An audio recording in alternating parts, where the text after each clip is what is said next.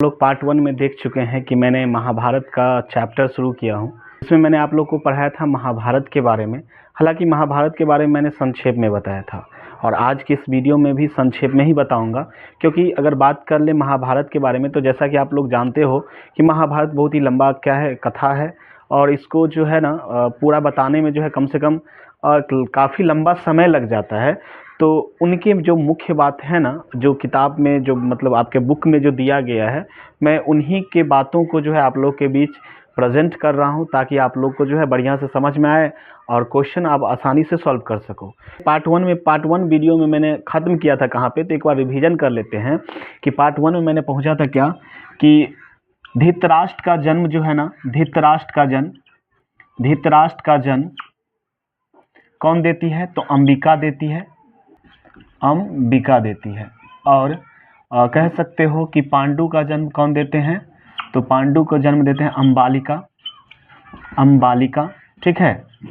और विदुर का जन्म कौन देती है? तो अंबालिका के दासी। इतना तक तो क्लियर था, क्योंकि इतना मैंने पार्ट 1 में ही बता दिया था। नियम के हिसाब से जो है हस्तिनापुर का राजा कौन होना चाहिए? तो ज्येष्ठ पुत्र होना चाहिए। बट क्या है कि ज्येष्ठ पुत्र जो थे क्या थे? अंधा थे, यानी धृतराष्ट्र जो थे क्या थे? अंधे थे, मतलब नेत्रहीन थे, तो उसको तो राजा बनाया नहीं जा सकता, ठीक है। विदुर जो थे ये दासी का पुत्र था, तो इनको भी राजा तो बनाया नहीं जा सकता। लेकिन लास्ट में बच जाते हैं कौन? तो पांडु बच जाते हैं।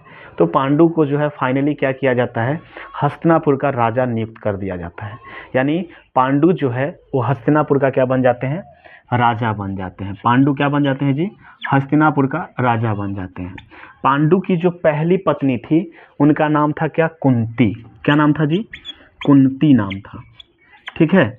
और इनकी जो दूसरी पत्नी थी ना, दूसरी पत्नी जिनका नाम माद्री था, क्या नाम था? माद्री नाम था।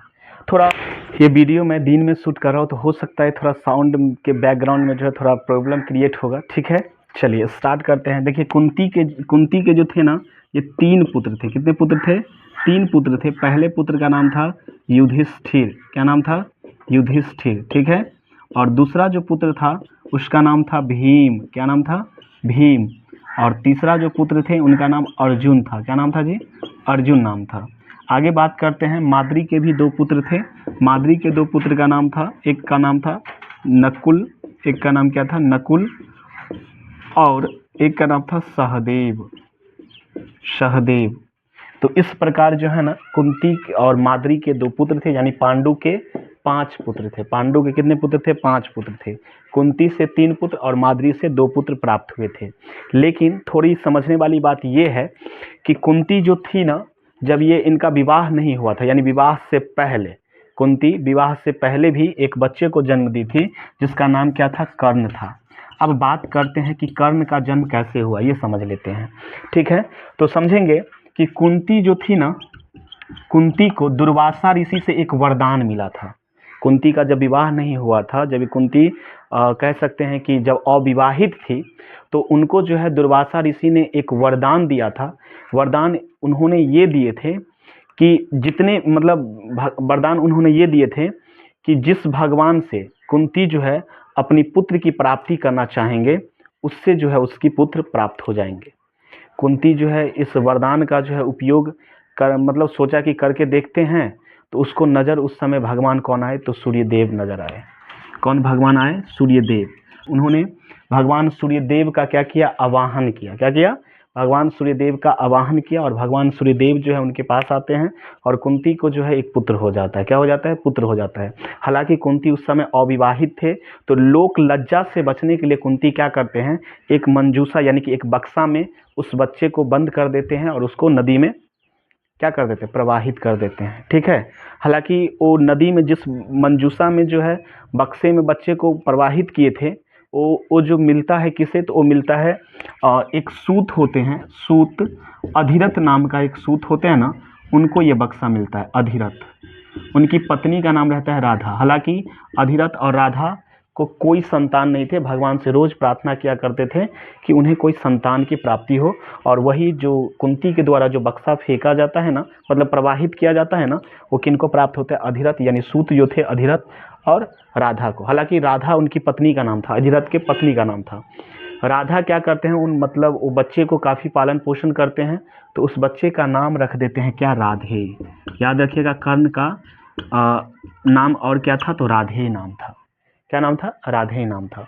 हालांकि कर्ण के शिक्षा में बहुत सारे बाधाएं उत्पन्न होते हैं, ठीक है, लेकिन अंततः कर्ण जो है, क्योंकि कर्ण तो सूत पुत्र था, वैसे कर्ण को अपना ओरिजिनल जाति पता नहीं है, बस उसको ये पता है कि अधिरथ उनके पिता है और राधा जो है उनकी माँ है, ठीक है। तो ये अपने शिक्षा के लिए बहुत सारे गुरु के पास जाते हैं, कोई गुरु उनको शिक्षा नहीं देते हैं। अंत में क्या करते हैं, अपने आप को ज्ञान प्राप्त करने के लिए अपने आप को क्या करते हैं, ब्राह्मण का भेष बना लेते हैं और चले जाते हैं महेंद्रगिरी पर्वत पे परशुराम के पास, और परशुराम से ये ज्ञान की प्राप्ति करते हैं, ठीक है। और परशुराम का एक नियम क्या था कि वो केवल जो है ब्राह्मण के सिवा किसी को जो है शिक्षा नहीं दे सकते हैं।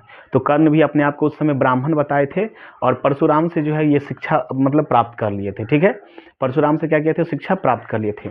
एक दिन की बात है कि जब परशुराम कर्ण के जांग पे सोए हुए थे, तो उसी बीच में क्या होता है कि एक कीड़ा जो है ना, एक कीड़ा आकर के परशुराम जब सोए थे ना, तो कर्ण के जांग में काट लेता है। हालांकि कर्ण को थोड़ा दर्द भी होता है, लेकिन वो अपने आप को बर्दाश्त कर लेते हैं, सोचते हैं कि गुरुजी जो हमको ज्ञान दिए हैं उसके लिए मैं थोड़ा दर्द बर्दाश्त नहीं कर सकता हूँ क्या, लेकिन यही दर्द कर्ण के लिए बहुत भारी पड़ जाता है। क्या होता है कि वो कीड़ा जो है धीरे धीरे काट रहा होता है और उसमें से खून की लहर जो है काफ़ी तेज मात्रा में निकलने लगते हैं। जब खून जो है परशुराम के पीठ से स्पर्श होता है, तो परशुराम को थोड़ा गर्म महसूस होते हैं और उठ जाते हैं, और मतलब देखते हैं कि कर्ण जो है पूरे खून से लथपथ हो चुका है, ठीक है, उसका हालत ख़राब हो गया है। तो फिर भी वो क्या होते हैं कि परशुराम जो है कर्ण को बोलते हैं कि तुम्हें बोलना चाहिए ना, लेकिन बाद में परशुराम सोचते हैं क्या कि ब्राह्मण जो है इतना दर्द बर्दाश्त नहीं कर सकता है, ज़रूर ये कोई दूसरे जाति के होंगे, ठीक है। कर्ण को लास्ट में पूछता है कि तुम अपना ओरिजिनल जो है जाति बताओ, तो कर्ण जो है अपना नहीं बताते, लेकिन अंत में जो है उन्होंने बताते हैं क्या, अपने आप को परिचय क्या देते हैं कि मैं सूत पुत्र क्या हूँ, कर्ण हूँ, ठीक है। इस पे परशुराम को बहुत ही गुस्सा आते हैं और गुस्सा में क्या करते हैं, वो कर्ण को श्राप दे देते हैं। कहते हैं कि जो विद्या मैंने तुमको सिखाया है, जिस समय इसकी जितनी ज़रूरत पड़ेगी ना, उस समय तुम इसको भूल जाओगे। हालांकि कर्ण जो है काफ़ी उनसे अनुमय विनिमय मतलब काफ़ी विनती करते हैं, तो अंत में क्या होता है कि परशुराम बोलते हैं कि मेरे द्वारा जो बोला गया बात है कभी असत्य तो नहीं होता है, लेकिन फिर भी मैं तुम्हें क्या करते हैं, उनको कुंडल और कवच देते हैं। कहते हैं कि ये जब तक तुम्हारे पास रहेगा तब तक तुम्हें कोई पराजित नहीं कर सकता है, ठीक है। स्टोरी को हम यहीं पे रख देते हैं। अब आगे आते हैं, यहाँ पे युधिष्ठिर, भीम, अर्जुन, ठीक है, इन सभी को ज्ञान किनके द्वारा मिलता है, गुरु द्रोणाचार्य के द्वारा मिलते हैं, ये पांचों पांडव को। यहाँ पे क्या होता है, पांडु जो है जंगल में जाते हैं, तो इनको जो है ऋषि किंदम नाम के ऋषि जो है इनको श्राप दे देते हैं, जिससे पांडु की मृत्यु हो जाती है और माद्री भी मर जाते हैं। इधर कुंती के पास जो है ये 5 पुत्र हो जाते हैं, ठीक है। कुंती के कितने पुत्र हो जाते हैं, 5 पुत्र हो जाते हैं। ये 5 पुत्र जो है पांडव के नाम से प्रचलित होते हैं, ठीक है। ये क्योंकि पांचों पांडु का पुत्र था ना, तो इनको पांडव कहा जाता है। अब बात करते हैं थोड़ा सा धृतराष्ट्र के बारे में। अगला जो राजा है धृतराष्ट्र को बनाया जाता है। धृतराष्ट्र जब राजा बनते हैं तो उनका विवाह जो है गांधारी से करवाई जाती है, गांधारी से, समझ लीजिए। गांधारी से जब धृतराष्ट्र का विवाह होता है तो गांधारी देखती है कि धृतराष्ट्र जो है नेत्रहीन है, तो वो भी क्या करते हैं, अपने आँख के ऊपर पट्टी बांध लेती है, ठीक है। आप लोग देखे होंगे महाभारत में जो आँख के ऊपर पट्टी बांधी रहती है ना, ये कोई और नहीं बल्कि गांधारी होती है, जो धृतराष्ट्र की पत्नी होती है। हालांकि गांधारी का जो एक कह सकते हो एक इच्छा होता है, एक विश होता है 101 पुत्र का, ठीक है। इसके लिए जो है महर्षि वेद व्यास के पास जाते हैं। महर्षि वेद व्यास जो है उसको 101 पुत्र होने का वरदान दे देते हैं। तो ये वीडियो काफ़ी लंबा हो गया है, ठीक है, तो इसको मैं यहीं पे एंड कर रहा हूँ, और पार्ट 3 में पढ़ोगे कि गांधारी को 101 पुत्र जो है वो कैसे प्राप्त होता है।